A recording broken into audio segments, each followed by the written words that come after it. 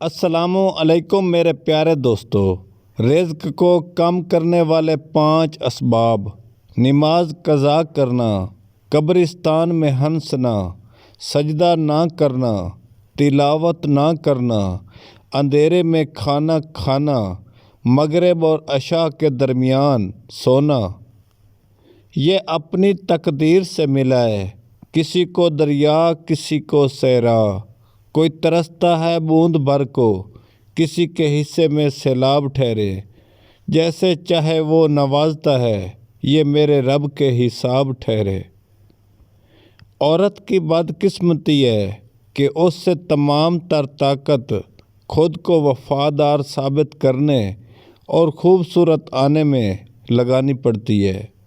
جھوٹ بولنا سچ بات کہنے سے مشکل ہے۔ سچ کہو تو یاد رکھنے کی ضرورت نہیں آپ نے کیا کہا تھا۔ اگر آپ کی نیت اور ضمیر صاف ہے تو اس بات سے کوئی فرق نہیں پڑتا لوگ آپ کو اچھا کہیں یا برا۔